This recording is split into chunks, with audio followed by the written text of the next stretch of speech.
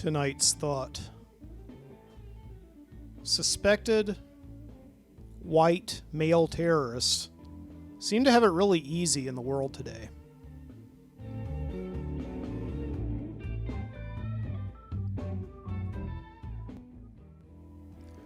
Yeah, there I was there and standing in line at the ferry to go to the Statue of Liberty in New York City.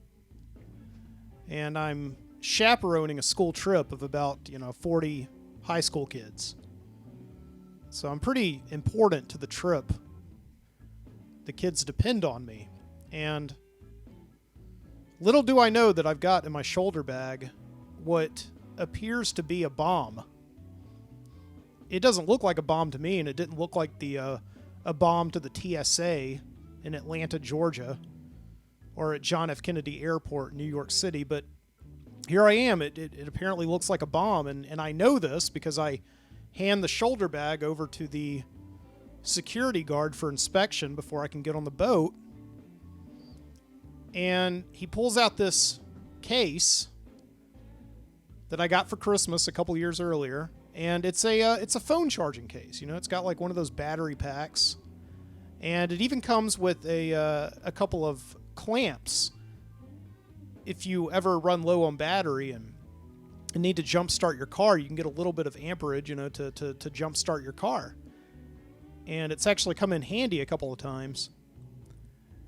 And I don't need to bring this jump starter kit with me on the trip, but I just like having everything together the way that I got it on Christmas morning back in 2016. And I'm going through a phase, right, where my phone cannot hold battery power for longer than about 2 hours. And, I'm out in New York City for, 14, 15 hours a day. So I need a phone charging kit. So it would make total sense why I would have one. Everybody has these things. You see them walking around, taking pictures of things, the tourists in New York City, taking pictures of whatever the big building is they have there. They have a lot of them. The Freedom Tower, taking pictures of the 9/11 memorial. And they've got these gigantic cables, these real thick cables that come from their phones, and go into their fanny bags or whatever. And what I had was nothing similar, but I think what broke it, the straw that broke the camel's back, was the jump starter kit. Because, yeah, it had a red and a black cable. I guess you could say, maybe if you were doing a high school production of, adaptation of United 93, then yeah, sure, maybe it could make a pretty convincing bomb prop. But here I am talking to professional security experts at the Statue of Liberty, waiting to get on the ferry in New York City, and they're saying, like, man, we can't let you on the boat with that thing. That looks like a bomb. And I said, I assure you, it's not a bomb. And they said, oh, well, we can't take any chances. And I was like, well, I just, here's my principal, and I bring over my boss, my principal, the executive director of the school where I teach, and I say, listen, she can vouch for me, okay? I'm not a terrorist. And they said, man, I'm sorry, we can't let you on that boat. You're going to have to leave it here or not go at all. And, this is like a $100 kit or whatever, and I value $100. I'm a teacher. I value money. Not to say if you're not a teacher, you don't value money, but, you get the idea. And so I didn't go to the Statue of Liberty. It's just, I could see it. It's there. And I really don't know what being 5 feet away from it is going to accomplish, is going to do for me. So I have to, walk back, and they turn me away. They let me go on my way. See, because they don't mind bombs in the city. They just don't want them at their statue or on their boats.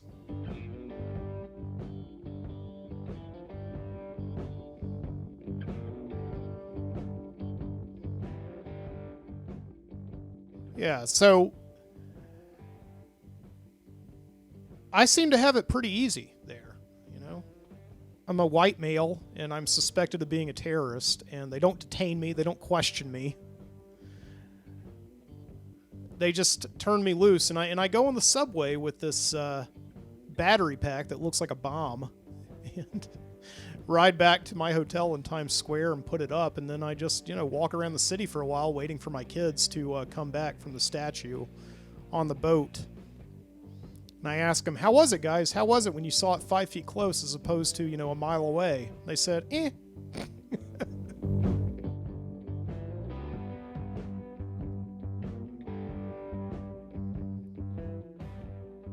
So, yeah. Well, from Birmingham, Alabama, this is the Midnight Citizen Show. I'm your host, Mike Booty. I'm back. I am back. Last show I did was December of 2018. That's right. December of 2018. I had my last day of teaching for the fall semester, and I went to the River Chase Galleria where there had just been a shooting, actually. And I wanted to investigate to see how the security was there. And, I sat there alone and did a podcast in the food court. I had been hassled at the River Chase Gallery a few times, and I guess I was kind of, I don't know, maybe I'm just like a bit of a troublemaker. I just wanted to see if they would hassle me again, because they don't like people just loitering and talking into strange boxes in the food court of the River Chase Galleria. And I've indeed been asked to, go several times. But I keep coming back to the Galleria there. And, that was just going to be like a one-off show. And here I am now, a year and a half later, in the studio doing another podcast. And it's great to be back.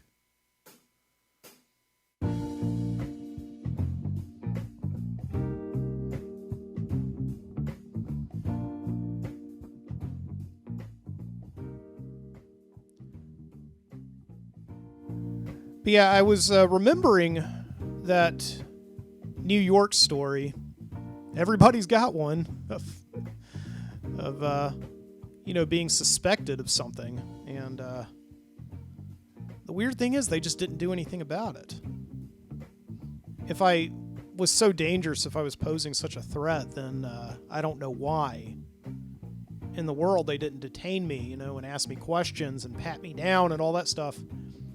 And I had gotten on 2 planes with that kid. So I was reminded of this a couple of days ago. I was sitting in front of my apartment building. It's summer now, and now I have the mornings to go out and make myself a cup of coffee and sit outside and enjoy the summer air before it gets just so baking hot you can't see here in Alabama. And this guy pulls up outside, and he gets out, and he comes up, and he asked me, hey, what's it like to live here? I said, in Birmingham? He's like, no, in this apartment building right here. And I go through, this is not the first time this has happened. I've lived in this apartment building for 10 years, and I don't have a patio. I don't have a porch. So I have to go outside to have my morning coffee sessions and reading sessions and cigar smoking sessions.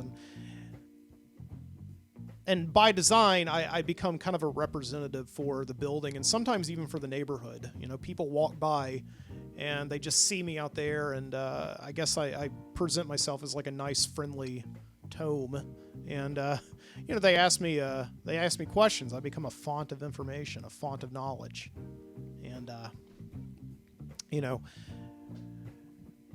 this is not the first time this has happened. I've sat out there before, and I've told people about the history of Birmingham because they've asked. I've told them about the history of the neighborhood, what it's like to live in the neighborhood. I've given them crime statistics.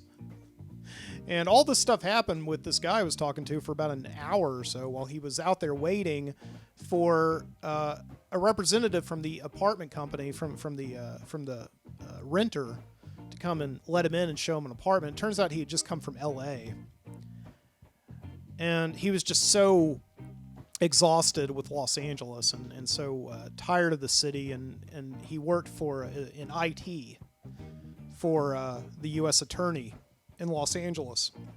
And he just packed his car one day last week, and he just got in his car and started heading east, which is interesting. Most people in this country head west. But I guess when you're as far west as west can be in America, then you start going east. You know, you do that reverse road trip, kind of like an easy rider. And he somehow ended up in Birmingham, Alabama, which, you know, most people in LA probably don't even know Birmingham, Alabama unless they come from there. You know, they might think of the South. They might go to Memphis or Nashville or New Orleans or Atlanta. But for some reason, he ended up here in Birmingham, and he had been apartment hunting for the last couple of days. He had actually gotten a job along the way here in Birmingham working for the U.S. Attorney here. And he was just looking for apartments. He didn't know if he was going to stay in Birmingham. He said a year from now I may be here, I may not be here. I'll just kind of see what the vibe's like and all that. And, you know, we get to talking, and I tell him about the last 10 years of living here. You know, it's been a nice, quiet place. We've had a couple of things happen that have been sort of destructive. Somebody came through the neighborhood one day and threw a rock in my window. That wasn't very pleasing. But that happened a couple of years ago, and it was an isolated incident. And I told him, you know, we live up the street from a bar district, and you know, a lot of people are out at 1, 2 o'clock in the morning. You know, they tend to get a little rowdy, but it's not that bad.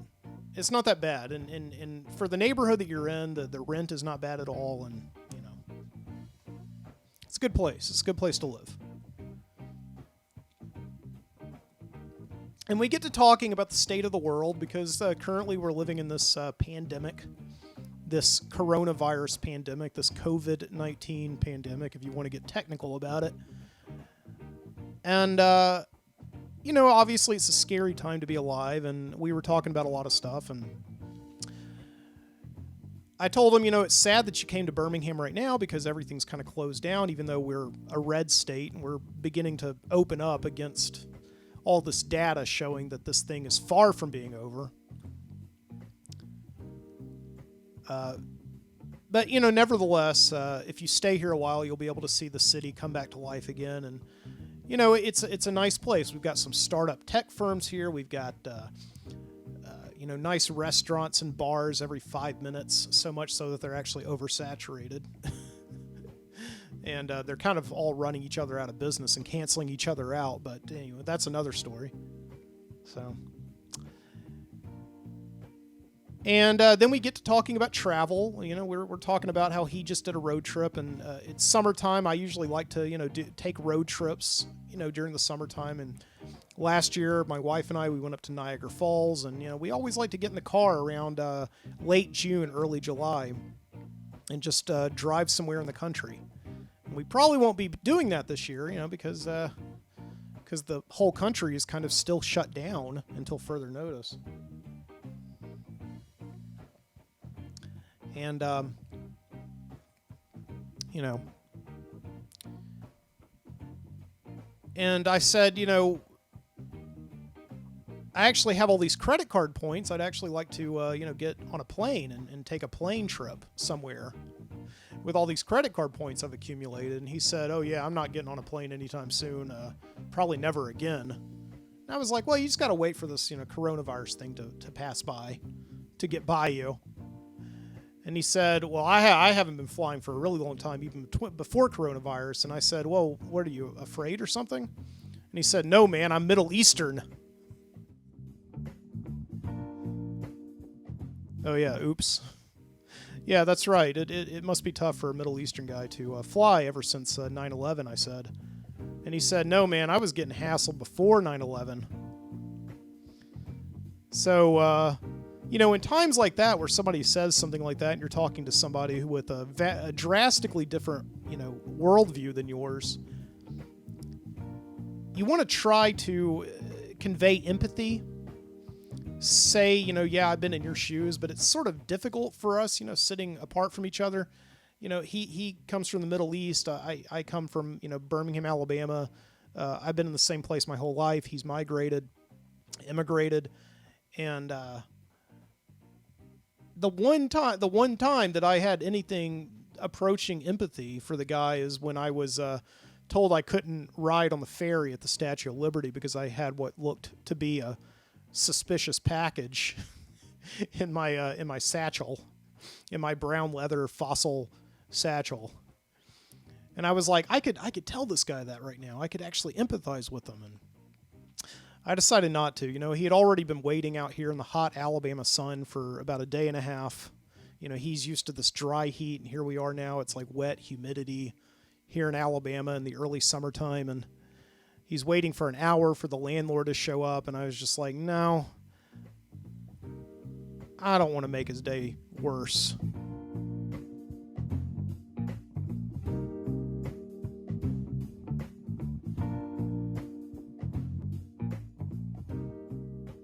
Yeah.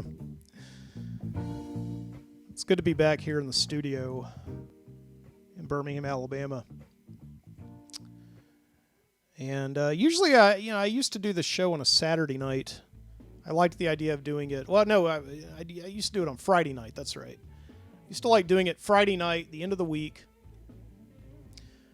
I would do it at midnight, usually record until about 1:30, 2 o'clock in the morning sometimes. On Saturday, I would post the show, and I would do a whole post-production process on Saturday. And, you know, before long, the show kind of took up my whole weekend because I wanted each show to be really good. And I put a lot of energy into creating content for the show and just thinking about it throughout the week. And it really did monopolize my life. And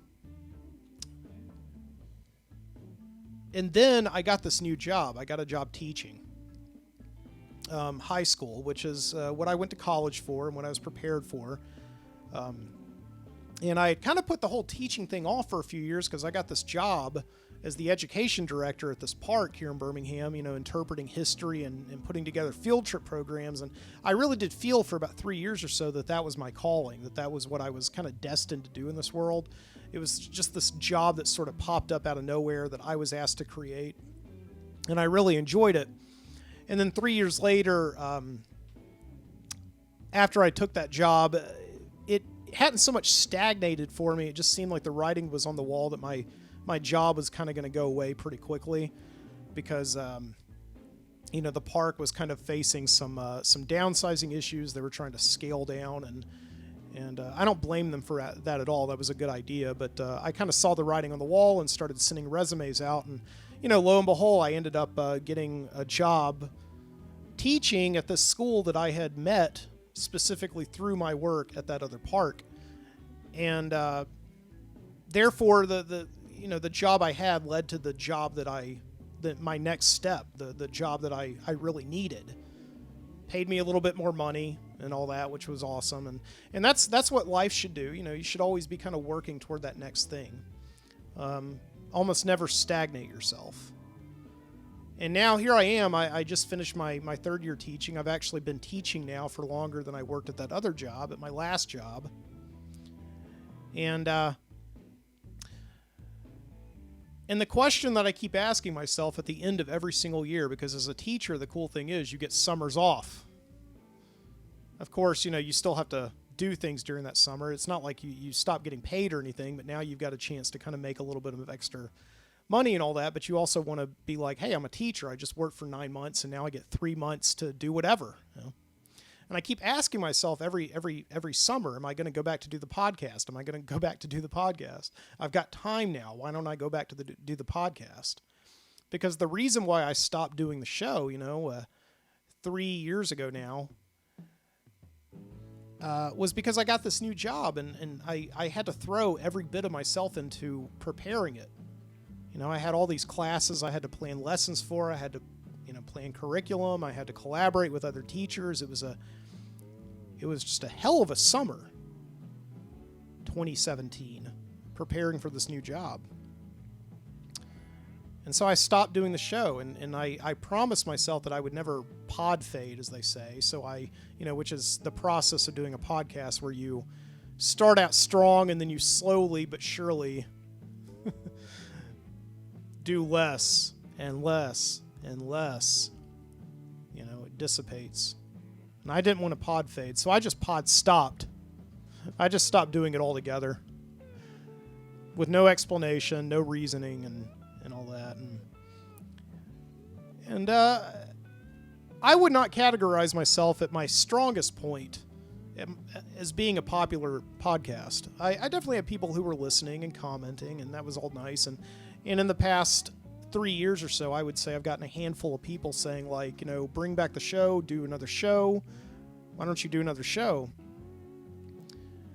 And, recently a friend of mine got in touch with me on Facebook saying that the world needs the Midnight Citizen right now, and I don't know what he was alluding to, if this whole coronavirus thing, is really attacking us all and it's weighing heavy on our souls, and we need some levity. And I posted a picture of Wolfman Jack from American Graffiti, and I just said, the citizen is everywhere, man. That scene in American Graffiti where Richard Dreyfuss walks in and eats popsicles with the Wolfman Jack, and no. So here I am now, the school year just ended, and why is this year different than the last three? Well, the simple question that is, I haven't been in school in 2 months, almost 3. Around February or so, when this coronavirus news was starting to take over the world and everybody was talking about it, there were these initial murmurings that some of the colleges here in Alabama were not going to invite their students back. They were just going to do online learning after spring break, and we thought that was crazy. In this, we did a field trip back in February, and one of my kids came in with a mask on his face, and I thought he was being goofy and ironic. And, he was, but I said, do not take that on the field trip. Leave that down. And now I kind of feel like I'm like, I don't know, somebody who denied that racism exists or something, because now everybody's wearing masks. If you don't wear a mask in public, you're a pariah. And I feel bad now that I said that to that kid. He was just trying to protect himself. He was trying to joke around too, because, but so... Yeah, and then after spring break, my principal made the announcement, if we have one case, no, this is before spring break, if we have one case of coronavirus that was detected in Alabama, we're going to cancel school for the rest of the year, and we're going to switch to an online learning platform, which none of us knew what that mean. How do you teach a kid online? This was before, the Zoom entered our vocabulary, and this is before virtual distance learning entered our vocabulary, and this is before things like hey, can you mute yourself? I'm hearing your vacuum cleaner in the next room or whatever.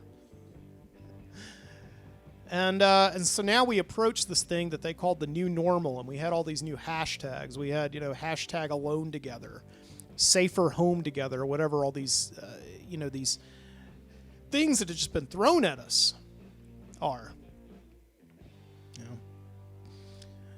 And so I've been here for the last 3 months now in this office right now where I used to do this podcast. And so very, very ironically, very ironically indeed, this teaching job, took me away from the studio, and now 3 years later, it's brought me back.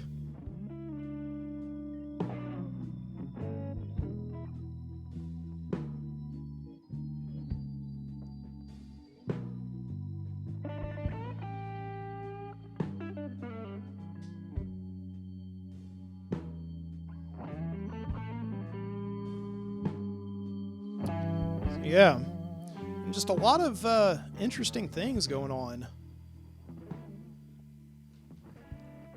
A lot of weirdo things. Just living in this world right now and staying at home almost all day long and just watching television. And I've been reading a lot of books, like physical books. Remember those? You sit down and you have a book in your hand that somebody wrote, and then you just open it up and you start reading it, and then you read to the bottom of one page, and then you flip over to another page. It's like a really calming experience. I don't know why I don't do more of this. I've just been reading like a ton of books lately, getting that done. And there's definitely been some low points too. I went to a drive-in funeral.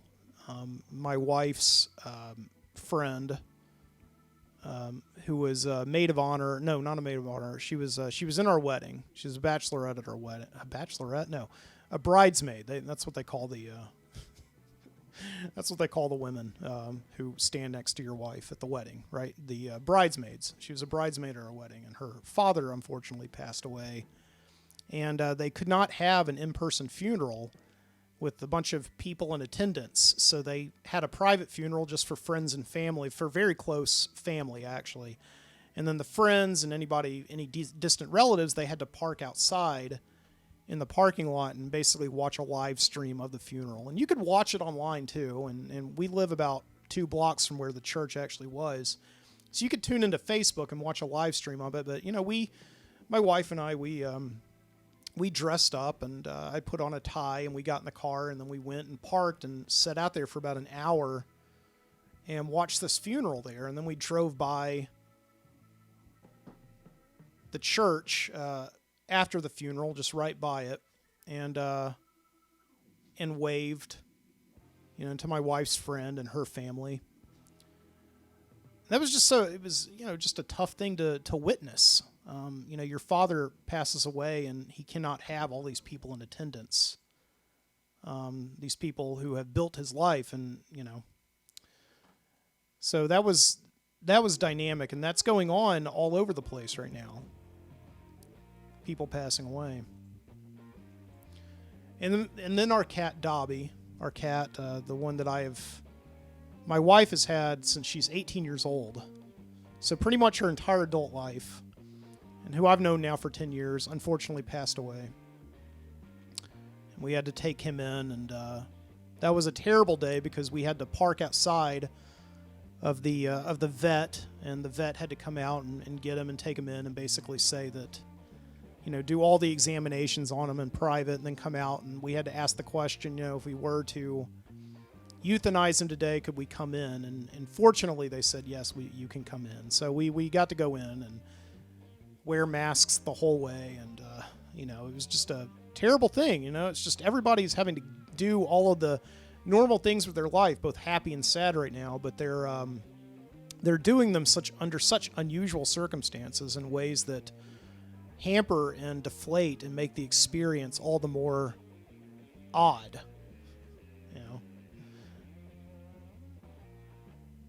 And it's kind of tough, not to be cynical in a time like this because, we started out a couple of months ago, and everybody seemed to be really embracing this. They seemed to be really excited about it. Like, yeah, we're going to beat this. We're going to just stay home, and we're not going to do it. We're going to quarantine ourselves. We're just going to watch Netflix. We're just going to catch up on our American Horror Stories and our Ozarks and all that stuff. And people were taking Instagram photos of themselves just doing ridiculous things in the house, like rock climbers were setting up rock climbing gyms, and people couldn't go to Disney World, so they were setting up Disney rides in their house out of toilet paper stacks and paper boxes, and it just seemed to be all in good fun. And then all of a sudden now, in the last 2 weeks, we're being deprived of the one thing that you don't deprive human beings in America of: summer.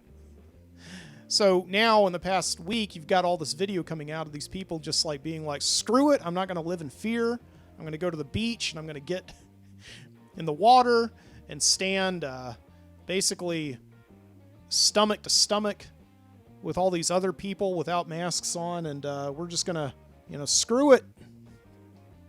And the tone of the world has just really drastically changed for the worse in the past couple of weeks. And again, it's hard not to be cynical about it. We're all human beings, and we want to move forward with our lives, But the data does not suggest that we're there yet. So,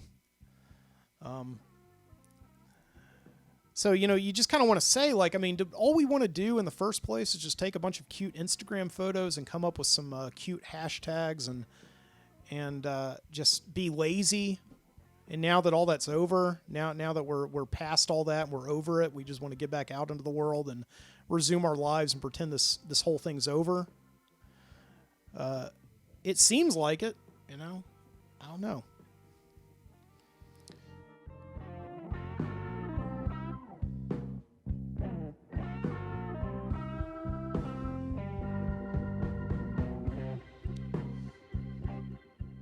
Yeah, I mean, I'm getting back out into the world even more, and I'll talk about that. You know, for now, though, I think what I'm going to do is play you some music and take a break. Enjoy.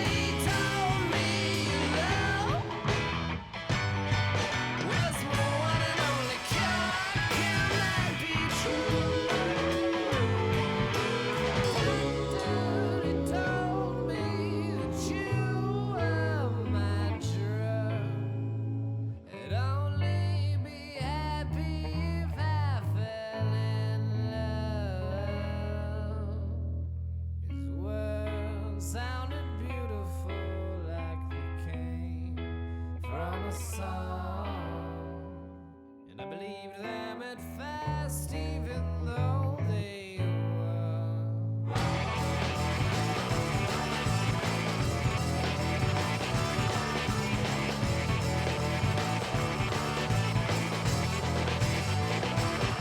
You can say what you said before, but I'm not gonna hear it like I did anymore. 'Cause your words, they're all metaphors, and I can see the demons through your cellar door. My doctor told me to be patient, and he told me to be kind. He told me to control the things that came across my mind. Told me every man should have wrote his life into one cause. Thought that you were meant for me, and so did I, but now pause.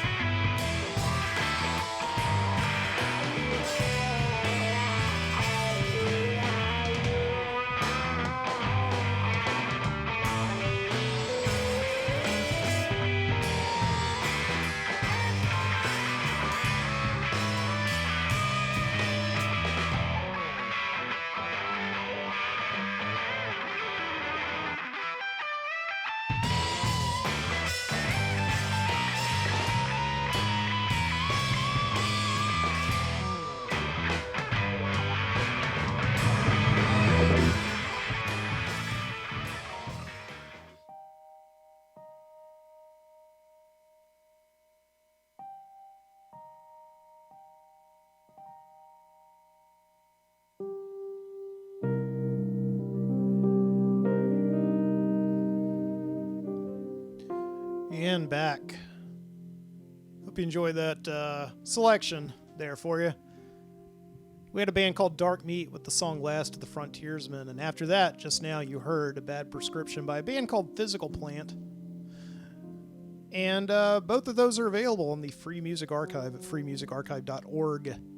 They give you a bunch of free Creative Commons music to listen to and play in your podcast or in your movies, as long as you attribute them, which I just did, and I'm going to do also in the show notes. So, by the way, if you want further information about the Midnight Citizen Show, you want to check out the website. I don't have one to give you right now. Everything is down. I had to take the Midnight Citizen website down to save some money. I stopped paying to post the show on a server every month. And that was a heartbreaking day for me back in the fall of whenever it was, 2017, when I just sat down and I had to, delete all the stuff that I'd worked so hard on. But you can still find every episode of the Midnight Citizen Show going back to 2010. That's over 200 episodes, probably well over 300 hours of entertainment.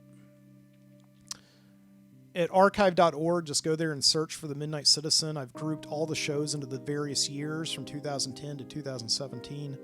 You can also go onto the Overnightscape Underground, where this episode will be posted at onsug.com. onsug.com. Oh my god, I'm having like a total onsug. Yes, onsug.com, not .org or .gov. onsug.com, the Overnightscape Underground. I thank you, and you thank you. What?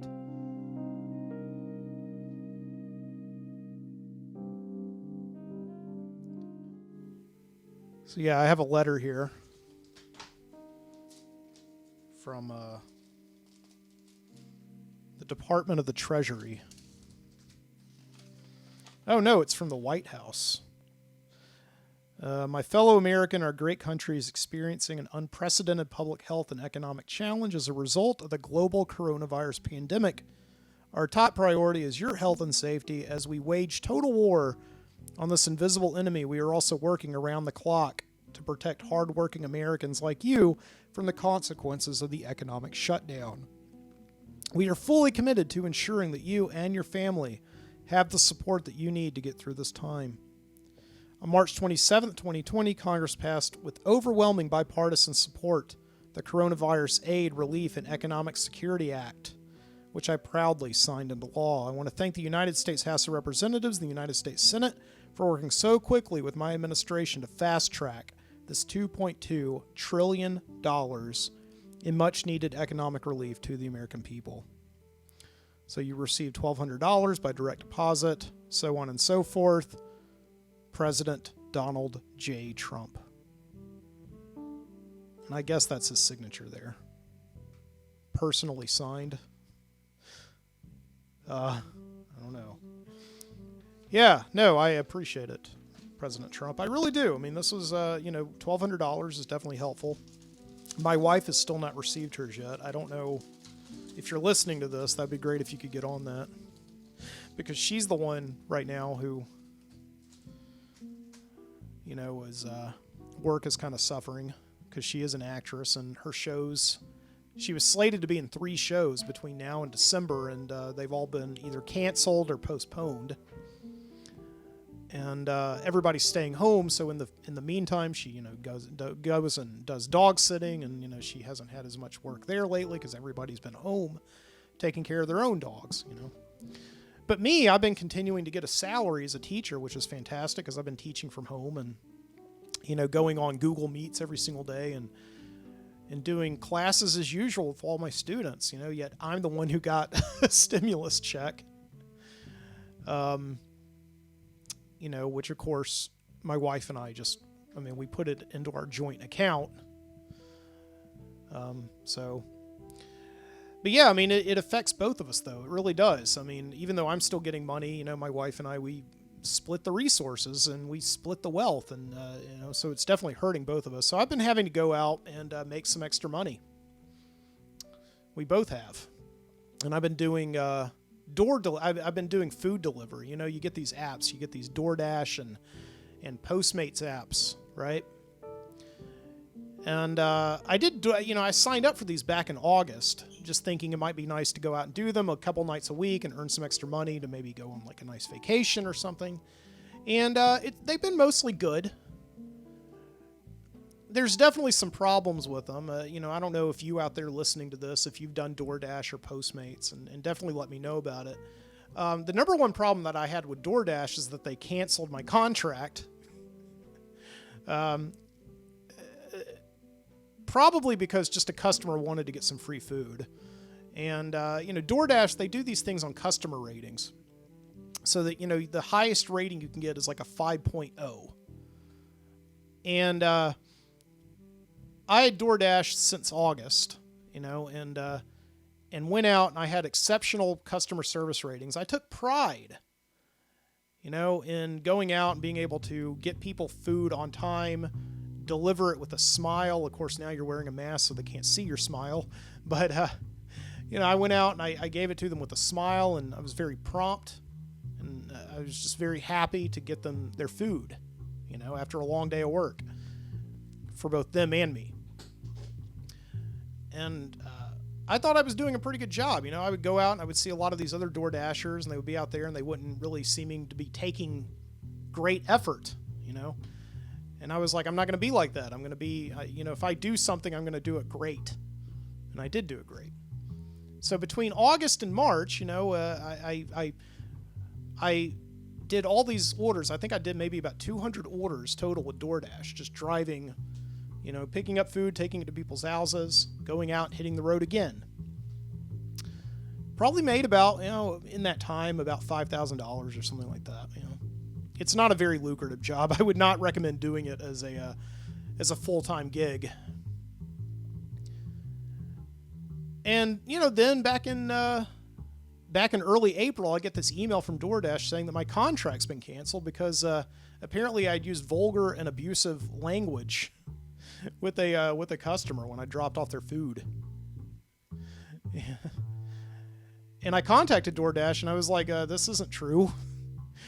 In DoorDash, you don't really even have enough time to interact with a customer. You go and pick food up and then you take it to them. A lot of times you don't even see them. They just ask you to leave it at their door. And, when do I get time to use vulgar and abusive language with a customer? And so I contacted DoorDash about this, and, it was like talking to a computer, of course. It probably was a computer. They would say, Please hold for a minute. I see that your contract is being canceled. We'll see what we can see. And they come back a minute later. Yes, you use vulgar and abusive language with the customer. Thank you for your service. Goodbye. They would hang up, you know? And so just no explanation whatsoever at all, you know? And so now I've just been doing Postmates for the last, couple of months, just off and on. Not nearly as much because I've been trying to finish up teaching, but I have been doing it almost every day for like the last, week and a half. And it's just a nice thing, to get in your car, and it's a nice job. Nobody hassles you. You're your own boss. Sometimes I'll need to be overway on the other side of town for something, and I'll just be like, well, why don't I just get, maybe pick up a Postmates order and get paid to go to that side of town. So, sometimes a lot of times you're just getting paid to be in your car all day and listening to music. And, it's nice, especially this time of year when the weather is more or less nice. It does get very hot, but you got AC in there, so you crank up your AC. You can roll your window down and just drive around, like Brad Pitt in Once Upon a Time in Hollywood, just driving around the city, listening to your music and just being free. Doordash screwed it up. They didn't, they basically didn't care about my side of it. None of my statistics, none of my good customer ratings or tips spoke for themselves, like I thought they were going to. I thought that's the whole reason they had customer ratings, but, no. And then I was doing some research. I found out that apparently a lot of people like to go on to the Doordash app and get free food by basically making a bogus complaint against their Doordash driver, saying that they use vulgar and abusive language, or, they took a sip out of my Coke, and there's no recourse that the driver has on this at all. It's not like we wear body cameras or anything like that, like the police. Of course, the police, even when they wear body cameras, doesn't always work. They very often get exonerated. But anyway, that's a whole nother thing. So, but yeah, but I have been doing Postmates for the last couple of weeks, just on and off, and it's been good. It's been, a good way to earn some extra money in this time. It's no strings attached. It's very hassle free. Just don't do it full time.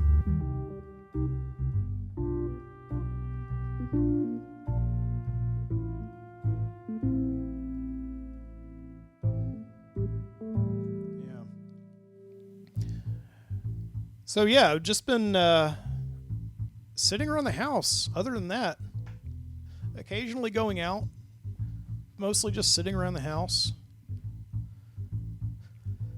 and sitting in my office here in the studio, in the Midnight Citizen studio, reading books, and drinking coffee and beer and whiskey, and looking out the window at the squirrels eating the bird food. I just got finished reading a book that I had not read since I was in the 7th grade. And I don't know how often you go back and reread books, but I do find this interesting thing with going back and reading like a book that sort of seemed to define you as either a reader or a person when you were very young, and reading that book as an adult and just seeing what memories it brings up. You got all these memories locked away in your subconscious, and I truly feel that you can unlock those memories by watching movies that you used to love, or reading books that you used to enjoy, and definitely listening to music. I think most people, when they want to unlock the memories of their past and the secrets of their youth, they listen to music. But to me, books really help as well. And I was reading Jurassic Park recently, and Jurassic Park is probably a book that I read the most of. Probably the first adult book that I ever read. Up until the time that I read Jurassic Park in the 7th grade, I had been reading mostly, young adult books like the Goosebumps books and like The Outsiders by S.E. Hinton, the one that everybody reads in the 6th grade. But Jurassic Park came out, because the movie came out when I was 11 years old in 1993, and I was deeply interested in the movie. And my parents, for whatever reason, did not let me go see that movie. Everybody else saw that movie. 2nd graders at my church saw that movie, and they would come to church every Sunday and describe for me in detail the grisly dino attacks I was like, how are you? What justice in the world is this that you're able to see this movie? And I'm much older than you. I'm starting to grow like, peach fuzz above my lip. That's not fair. So, and then I find out years later, my parents would have taken me to see the movie. They just didn't want to see the movie. So they didn't take me to see the movie. And then my dad tells me, not 6 months ago, another piece of the puzzle. He went and saw the movie with a friend of his from church. Like, my dad went and saw the movie, and he said he really liked it. Oh, man. So between, June of 1993 and about October of 1994, me getting to see Jurassic Park was a point of constant contention in my house. And my parents just never would let me see it for some reason. They just kept denying it to me. And to this day, they can't exactly tell me why. Except they didn't want to see it. They wouldn't drop me off at the movie theater. I was going to see movies by myself at that time. I don't know why they couldn't have, dropped me off. But whatever. But yeah, the way that I saw the movie was I read the book, which is completely different than the movie, but that's okay. And of course, I wanted to read it for, the grisly dino attacks, the fun adventure. When I was a kid, I wanted to read it because of passages like this. Tim slipped out the door and saw the velociraptor down at the far end of the corridor, standing by the balcony. He stared in astonishment. How had it gotten out of the freezer? Then as he watched, a second raptor suddenly appeared on the balcony, and he understood. The raptor hadn't come from the freezer at all. It had come from outside. It had jumped from the ground below. The second raptor landed silently, perfectly balanced on the railing. Tim couldn't believe it. The big animal had jumped 10 feet straight up, more than 10 feet. Their legs must be incredibly powerful. See, like when I was 13, I would just bunch up and get so excited by passages like that. It's just like, yes, this is just like watching the movie, even though it's not. And just this last week, I read this book, and I didn't really care about passages like that where the velociraptor is chasing this little kid around. I would have loved that when I was a kid because I was a kid, and the way that I related to the book so strongly is because it constantly had two kids in danger. That was the same thing as the movie, but when I read the book this past week, this is what excited me and got me interested in the book. It isn't a matter of wanting it or not, Ian Malcolm said, eyes closed. He spoke slowly through the drugs. It's a matter of what you think you can accomplish. When the hunter goes out in the rainforest to seek food for his family, does he expect to control nature? No. He imagines that nature is beyond him, beyond his understanding, beyond his control. Maybe he prays to nature, to the fertility of the forest that provides for him. He prays because he knows he doesn't control it. He's at the mercy of it. I love the stuff in Jurassic Park where Ian Malcolm talks about nature and ethics and control and commerce. That's the stuff that gets me excited as a kid, as an adult, sorry. Jurassic Park is good reading for kids of all ages, It gets very tedious with its descriptions of dino attacks and adventure and all that, but that book was published, 30 years ago? And I think it still holds up today, and I assigned it to my students to read. Every year I put together a summer reading list for my students, and I tell them that they have the option of reading one of 6 books that I assigned them, so Jurassic Park was first in the list, and I think a lot of kids are going to choose Jurassic Park, and I'm glad for them. Because it is, I hadn't read it in years, and it's still a pretty halfway decent, damn good book.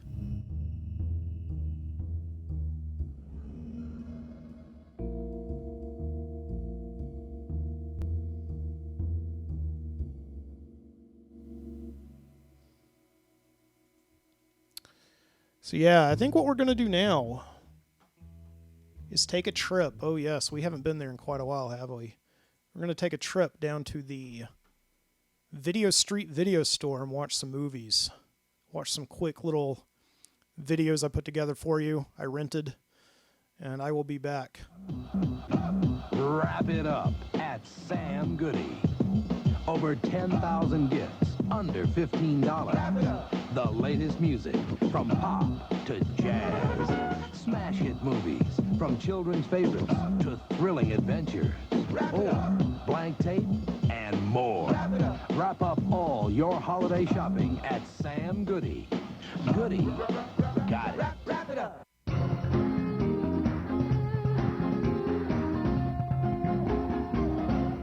We've got some great stuff happening on Store Beats today.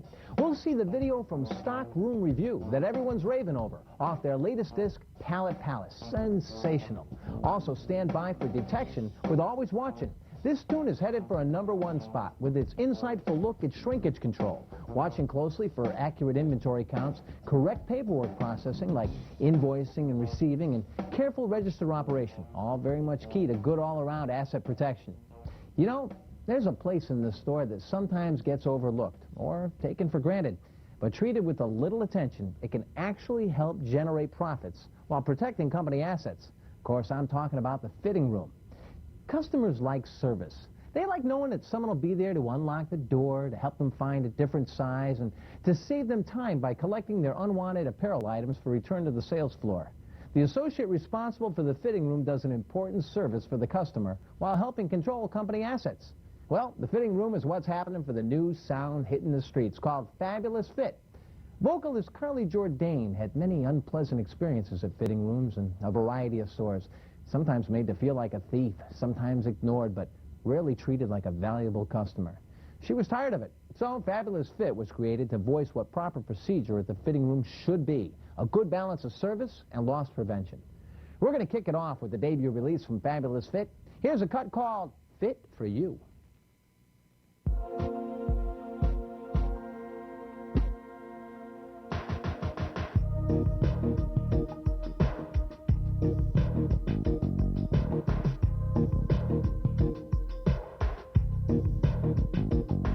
Every day, first thing in the morning, an associate gets the key.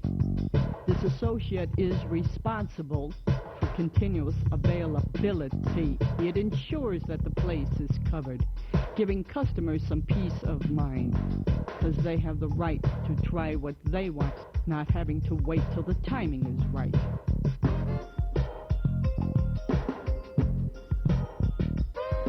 Now let's just take a for instance. A customer is at the door. She wants to try on some items and then maybe she'll try on more. But you can bet she won't like waiting when she's got something better to do than stand around wasting her time while she stands there waiting on you.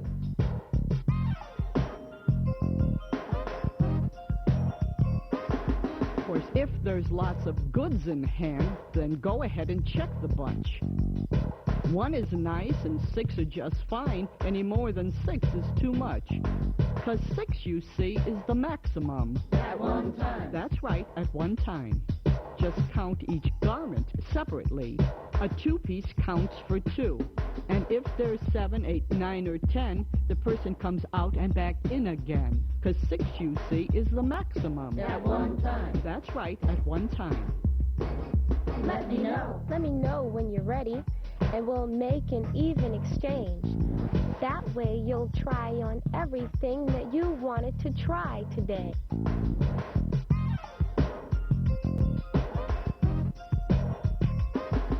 And let's just say for a moment that the lady wants another size.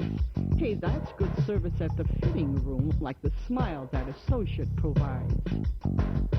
How'd you do? How'd you make out? Is pleasant chatter that you can say while you check the count at the fitting room before she walks away. Oh my, there's only 5. You scream as she gives them back, but the trick here is to be polite, not to launch a big attack. You just nicely say, Please wait a moment while I check it out. Perhaps it was left behind. and then go and check the fitting room to see what you can find. Just remember, though, do not accuse. The trick is to be kind. Yeah, the trick is to be kind. The associate available at all times. The associate available at all times. Garments, not the hangers, are the quantity. Hangers don't matter, it's the garments you count. 1, 2, 3, 4, 5, 6 Six. is the maximum at any one time. One time. The maximum at any one time. One time. The trick is to be kind. Yeah, the trick is to be kind. The associate available at all times. The associate available at all times. 1, 2, 3, 4, 5, 6 Six. is the maximum at any one time. One time. The maximum at any one time. One time. The trick is to be kind. The maximum at any one time. One time. That's one catchy number. You know, as I was hearing it this time, I caught some things that I guess I've always taken for granted. I mean, I know that 6 is the max number of garments, but those are individual pieces, not hangers or clothing sets. And then the associate actually counts each piece again to make sure they're all accounted for. Yet there really is a way to do it that's not insulting or accusing of the customer. Way to go, fabulous fit. All in all, the fitting room is a pretty good balance of providing good customer service, like being available, offering assistance, and suggesting accessory or related items while practicing good loss prevention techniques without accusing. Actually, providing customer service, paying attention to customers, is one of the greatest theft deterrents there is. And our next video comes from one of my favorites, Shrink Alert, with their latest ounce of prevention. This is a hard look at store theft and the effects it has on the company by the experiment. Mysterious Island now continues on TNT. I'm Penn, this is my partner Teller, and since TNT pays less than a working wage, we've had to accept positions moonlighting as security guards for this building. The chance to watch monster movies while protecting an edifice is a heady mix.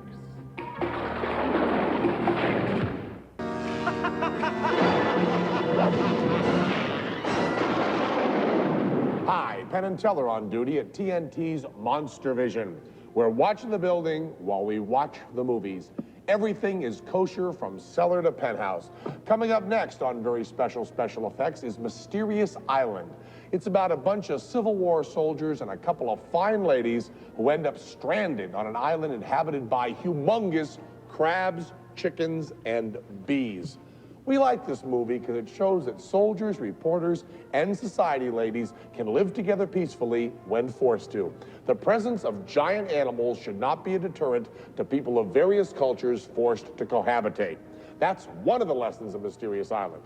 Among the things to look for in Mysterious Island are a bunch of soldiers who must have missed the day in boot camp when a drill instructor told them, if you fall off a balloon and you have to swim to a deserted island, take off your boots. Also, Mysterious Island reinforces the notion that when foodstuffs are made giant, they can be really, really scary. Teller is fighting with a giant hero sandwich. Stay tuned for Mysterious Island and thrilled to the excitement of lines like, this is an island, all right. There's nothing but water all around. Fight the provolone. Oh, is it all right? So you won, huh?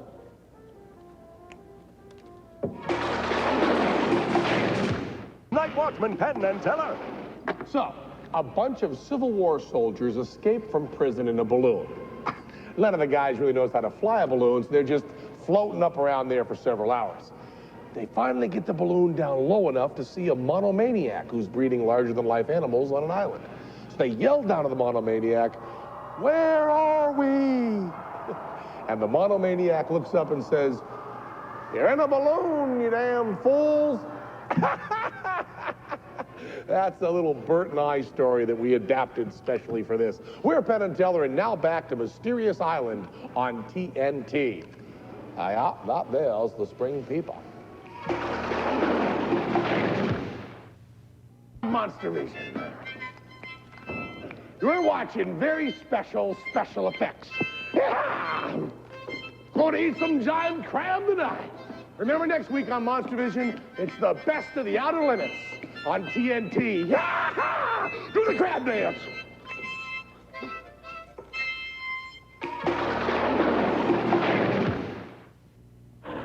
More Harryhausen mayhem ahead.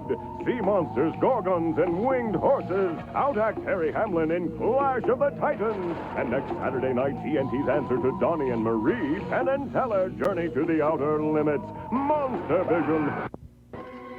Ben Gillette, back with you in the middle of Mysterious Island. Just as Michael Callan has done in tonight's movie, Teller is trying to prove his manhood by fighting a giant chicken. In my neighborhood, nothing says real man better than that. We'll be back to Mysterious Island in a minute. After Mysterious Island, stay tuned for Clash of the Titans as very special effects continues on TNT's Monster Vision.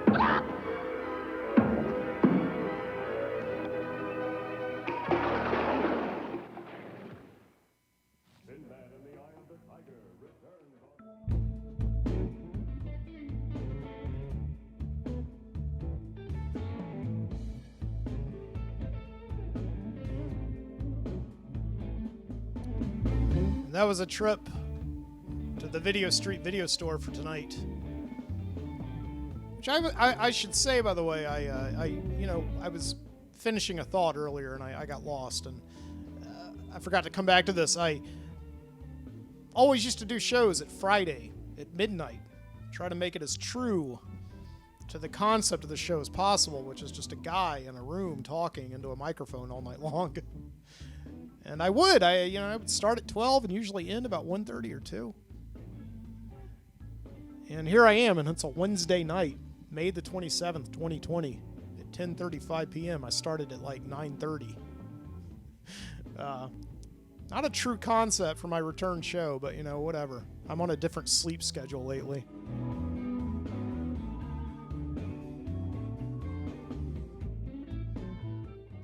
So the Video Street video store, the videos we rented were the 1999 or 1990 Sam Goody Wrap It Up record store commercial. I'll probably play that one again at Christmas time. We had the Ames Asset Protection Awareness Part 2 with which is kind of like an MTV style music video attempt to train the youths who I guess like MTV and also work at Ames department store to prevent shrinkage, which is not what you think. It's not like the Seinfeld term of shrinkage, but when you have less inventory at the end of the day than you started out with, and not all that inventory was paid for, that's shrinkage. And they tell them in that video to be kind if you suspect that somebody stole something. Just be nice to them. Don't accuse them immediately. Kind of attempt the Patrick Swayze Roadhouse approach. Be nice until it's time to not be nice. When I worked at Suncoast Video, they just told us to run them down. So, yeah. And then we had a TNT Monster Vision from the early 90s. I think that was either 92 or 93 with Penn and Teller. That was before Joe Bob Briggs took over Monster Vision. So there it is. Your Video Street video store selections for tonight.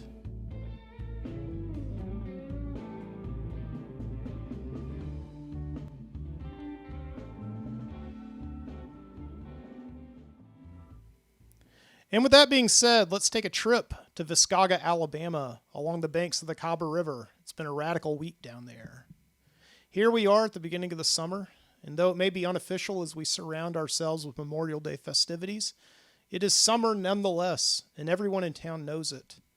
They don't need a calendar to tell them that the summer solstice, the official beginning of the season, is still a month away. No, they know summer is here. They know it in their bones, and they know it with their senses. The citizens of Viscauga know that summer is here because along the vast canals of power lines that cut through the piney woods, the electricity hums a little louder in the corona discharge, and the cicadas sing in the trees at summertime. They know summer is here because of the sudden wave of humidity, making their backs wet with sweat and making them become one with their clothes.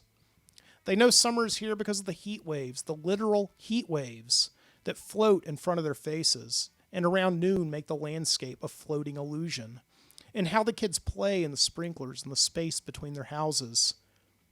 They know summer is here because the restaurants around town spike in their sales of cold refreshments, cold sodas and milkshakes, Italian shaved ice, and of course, cold beer. You can see the outside patios filled to capacity every night, standing room only as the patrons indulge, and move under the hot streetlights to the beats coming from their car stereos. Of course, a sure sign of summer's arrival in Viscauga is when the roadside sign of Joe Town's Cosmic Twin Drive-In out on Route 78 has been flipped on once again, the flickering, buzzing neon of its large arrow pointing the way to another summer of Hollywood escapism, bottomless boxes of popcorn, and styrofoam cups of soda, and mini-golf.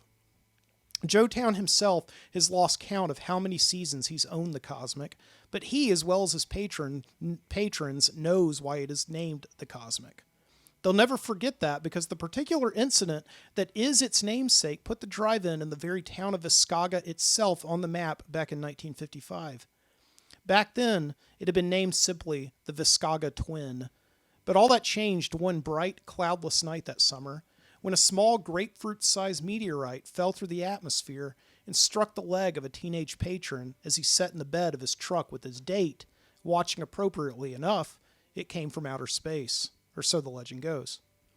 Somehow, the anomaly did not kill the young man, although if his date had chosen to be a little closer to him, it would have surely killed her. No, it just nicked the meaty part of the kid's thigh, but nevertheless stunned him into shock. When Bill Witherspoon woke up in the hospital the next day, he found a small bandage just below his right kneecap, and his face on the front page of every newspaper from Atlanta to Shanghai. Dave Garroway and J. Fred Muggs even interviewed him on the Today Show. Today, you might expect to visit the Viscauga History Museum on the second floor of the Public Library on Stanton Street and see the rock that crash-landed and shot Viscauga to the stratosphere of fame for a day. But sadly, this isn't so, for the recovered meteorite has sat in a glass case at the Paul Bear Bryant Museum in Tuscaloosa since 2 days after the incident, all the way back in June of 1955. That was when the governor stepped in and decided the rock should be in a popular, heavy trafficked, and central viewing place in the state. Not some backwater burg like Viscauga that nobody ever visited, but at the University of Alabama, where throngs of Crimson Tide fans could pass it for a brief instant on their way to Bryant-Denny Stadium every Saturday without giving it a second thought. If you're asking yourself the obvious question, then the answer is yes.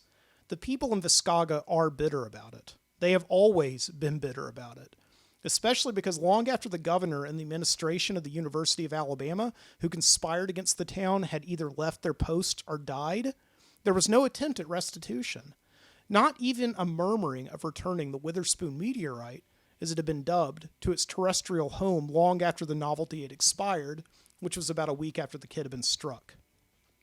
What was probably more insulting to the town was that the School of Art at the University of Alabama in Tuscaloosa, sometime in the early 60s as a peace offering, designed and donated a papier-mâché mold of the meteorite to the town, where it sits today, depressingly, in a glass case on top of the concession stand at the Cosmic Twin Drive-In, next to the big pretzel oven. It's a bittersweet display, but the people of the town accepted it anyway, because that's what they do, and that's what they've always done in Viscauga. Accept it. Bend over and accept it. Still today, you're not likely to find a single supporter of the Alabama Crimson Tide in the town of Viscauga. Most everybody roots passionately for Auburn, and those who don't care at all. Of course, school is officially over for the year. It ended on Friday afternoon at 3:25 Central Standard Time, but not before this year's graduating seniors had their last say. You see, a for sure sign that summer has arrived in Viscauga is the sudden surge of juvenile vandalism around town. It's a pretty common sight to see lawns TP'd and windows soaped. The pranks are led each year by the seniors at Daniel Pratt High School. Nothing too sinister, of course. The pranks are only somewhat destructive and disruptive, but mostly they're charming.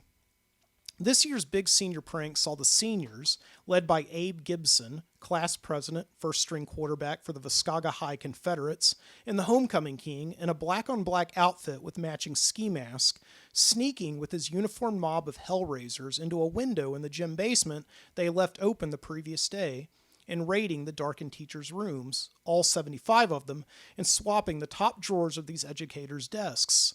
It took about 2 hours of diligent and motivated hard work, the seniors shuffling like ninjas through the dark and silent corridors of this place that had been their lives' work these last 4 years, and which, after tomorrow, they would never set foot in again. When teachers and administrators arrived the next morning, they were at first surprised to find everything in school as it had been the day before. There was no missing or found items as there had been in previous years of senior pranks. No gigantic unrolled sheets of bubble wrap covering the floors as there had been with the class of 1978. No vehicles of administrators have been taken apart and reassembled in the gym as the class of 1981 had done. No, everything seemed in order. That was until the teachers began opening their top drawers, finding they had been removed and replaced in the desks of their colleagues. It took no time for the teachers to figure out what had happened, and nearly 3 hours for them to meet among themselves and figure out which drawer belonged to whom. There were some truly odd finds, too, specifically when Miss Dwyer, the choir teacher and on Sundays organist at the First Baptist Church, opened her drawer to find the latest issue of Penthouse magazine. Initially, no educator stepped forward to claim this drawer, and it wasn't until a custom ballpoint pen with Mr. Bentley's name inscribed on it was discovered among the drawer's contents was the drawer officially identified by administration. Mr. Bentley, the junior social studies teacher and the perpetual bachelor among the faculty, was questioned by Principal Danvers about this contraband, but he simply stated his case that the porno magazine had been planted, a sort of cherry on the top for this year's act of senior rebellion. Principal Danvers, having had enough of a headache for one day, and having little recourse if he were to question Abe Gibson, what was he going to do to the senior, expel him? Excused the tenured teacher and allowed him to live to instruct another day. Close call, Mr. Bentley.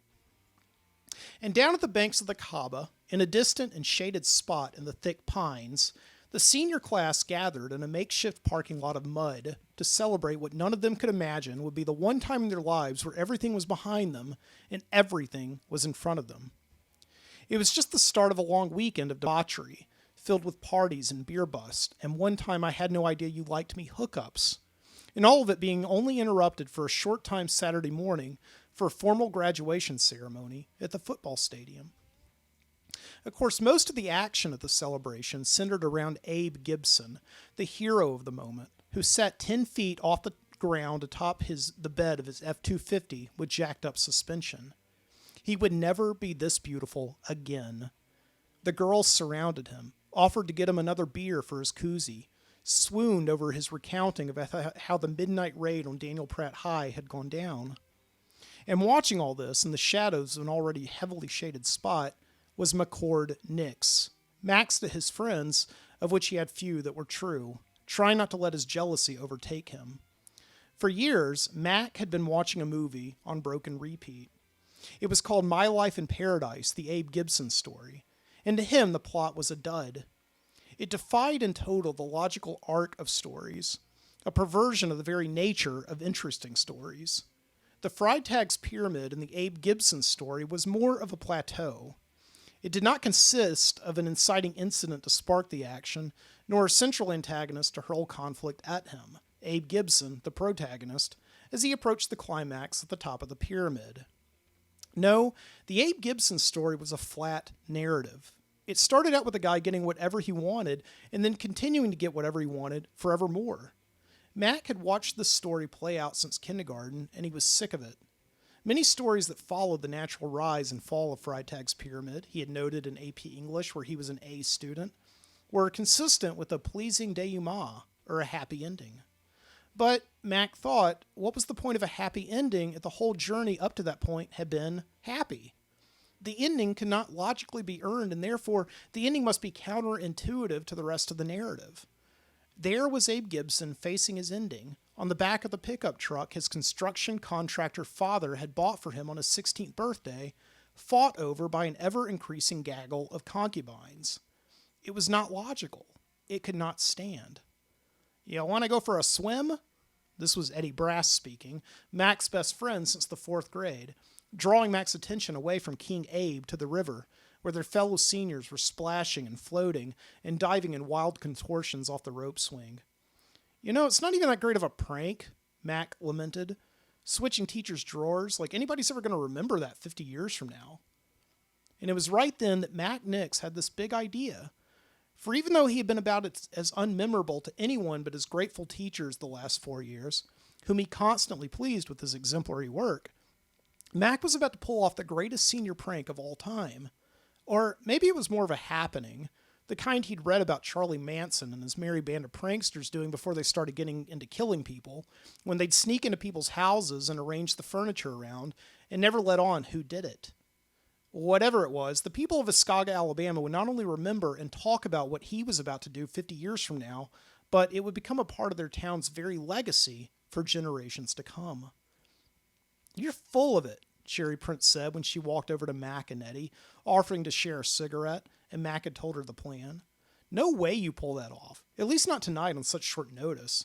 Why don't you just forget it and come to the party at my house? You might actually have a good time if you don't think about it so much." Cherry was the one girl in high school that Mac could talk to without feeling threatened and stuttering like a tool. She had an easy way about her, an accessible personality that could move between all rungs of the social ladder. The jocks, the princesses, the wastoids, the mathletes, the dweebs, everybody loved Cherry Prince, and it goes without saying that Mac had a major crush on her. The only problem with Cherry Prince was that for a brief time last fall, she had dated Abe Gibson, but Mac had let that slide. She just wanted to become homecoming queen, so there was politics involved.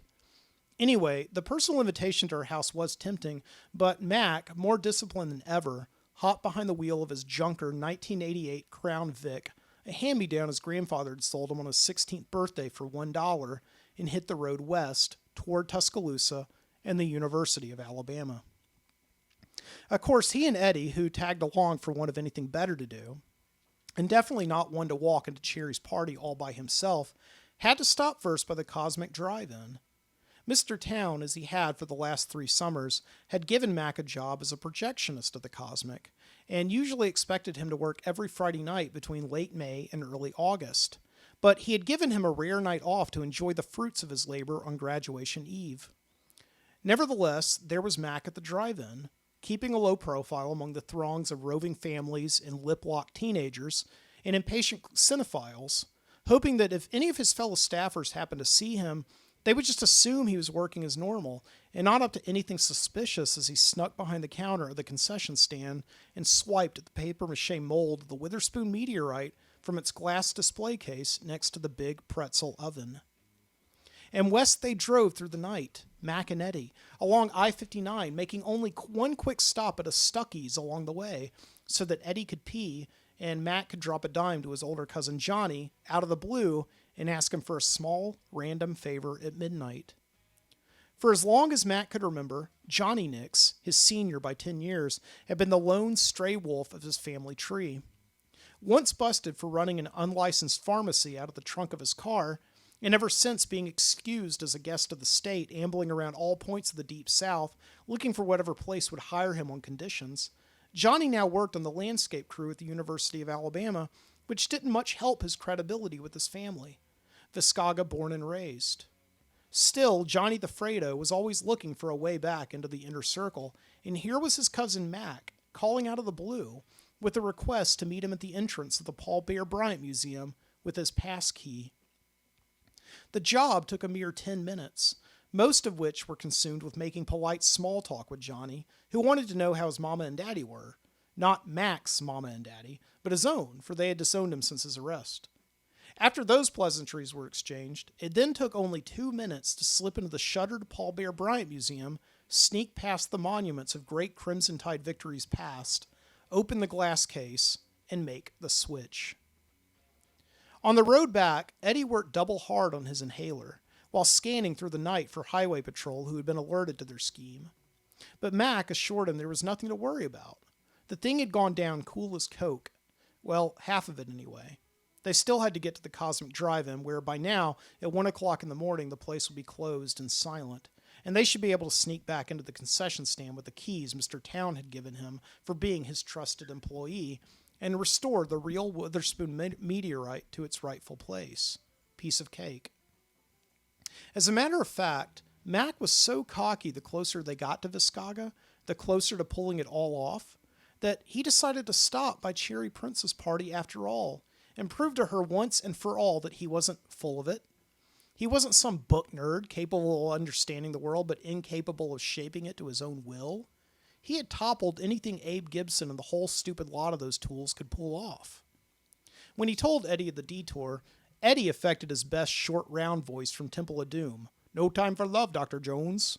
To which Mac just rolled his eyes. How had he been friends with this dork for so long? Cherry's party was in full swing when the Crown Vic rolled up, and Mac walked in the door with his backpack slung over his shoulder and Eddy following behind, tapping his inhaler hard against his palm and denying that it had been cached. Among the throngs of wasted youth, it was tough to find a quiet corner of the house to show Cherry the contents of the Jansport, but Cherry ushered them both into a quiet laundry room to tell them to spill the beans on what was so important. And it was at this point that Mac's story would take a dramatic twist, generally referred to on the diagram of Freitag's pyramid as the crisis, the point just before the climax where all hope is in jeopardy and the protagonist must either embrace his final obstacle or retreat. For just as Mac opened the bag to reveal to Cherry its contents, a boy and girl looking for a quiet place to have a I had no idea you liked me hookup barged in and asked what he had there in his little bag. And Eddy, wheezing from the depths of his lungs, fearing they had been caught and that the jig was up, admitted it all. They had the real rock, the Witherspoon rock, and were on their way to return it to the Cosmic Drive-In, its terrestrial home, where it had fallen years ago on the behalf of the senior class. The boy and girl quickly abandoned their hookup, and instead got their release by being the ones to spread the word. Before they could blink, all eyes were on Mac and Eddy. They could have retreated, stuffed the rock back in the backpack, and bolted out the back door to resume their plan, to silently place the rock and have the people of Viscauga wonder who it had been forevermore. Who had restored the rock and the very town itself to its former glory? But instead, Mac looked at their eyes, their faces, the whole lot of them, his peers, the offspring of the town that had been kicked around, pushed to the sidelines, and disrespected for years. So he took the rock out and hoisted it high over his head. Behold. Mac and Eddy were hailed as the returning heroes. The meteorite was passed around and examined by the house, tossed around as a football in an impromptu game in the front yard, posed with for pictures. Mac and Eddy, meanwhile, were surrounded for the next 2 hours. Their hands were never free of a drink, and by the night's end, they could have commanded a legion of their fellow classmates to do their bidding, rob a convenience store, strip naked and dive into the icy cold waters of the Cahaba River. Mac should have done this years ago. But not everyone was hip to it. For in the shadows, the cold gleaming, jealous eyes of the one they had usurped, the cuckolded Abe Gibson, watched. In a small dead moment of the night, he managed to get Mac alone, on the premise of congratulating him face to face. "I just want you to know," Abe said, soon to take the gloves off, "that you committed a crime.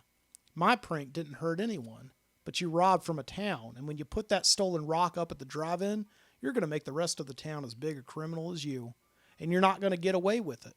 I won't allow it." Mac, speechless and for the first time that night quivering and doubting his actions, was soon interrupted by Cherry, who had been listening to the whole thing. Mac noticed a piece of paper in her hand. She said, "You tell anyone what Mac did, and I'll tell everyone what you're going to college in the fall." "What are you talking about?" Abe Gibson said. "Everybody knows I'm going to Auburn." "Is that true?" And with that, Cherry showed him the paper in her hand, a photocopy of his letter of intent to join the freshman class of the despised University of Alabama.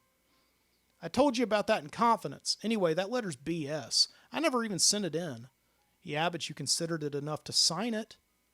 Mac had to admire Cherry's cunning.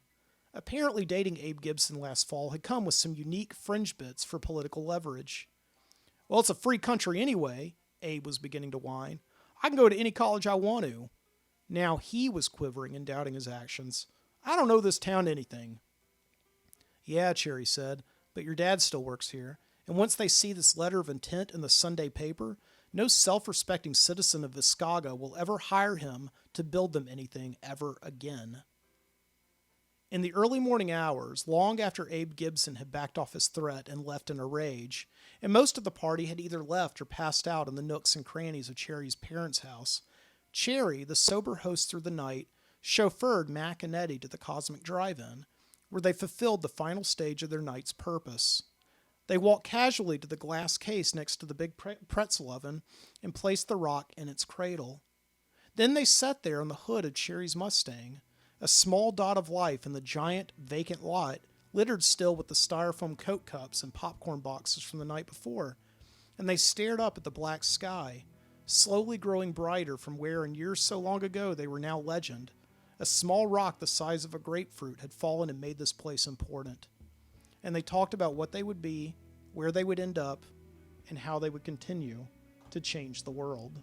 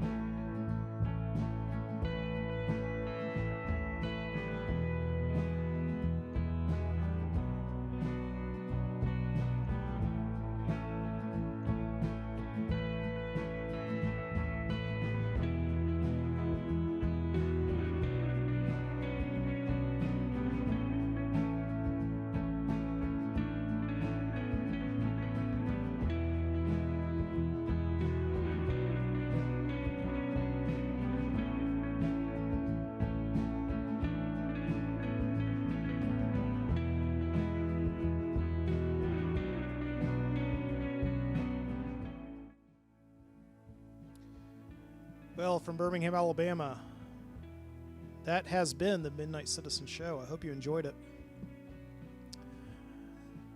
Come back for more next time. I don't know when there's going to be a next time. I don't know what the future of the show is going to be, quite honestly. If I'm going to keep doing things this summer, if I'm,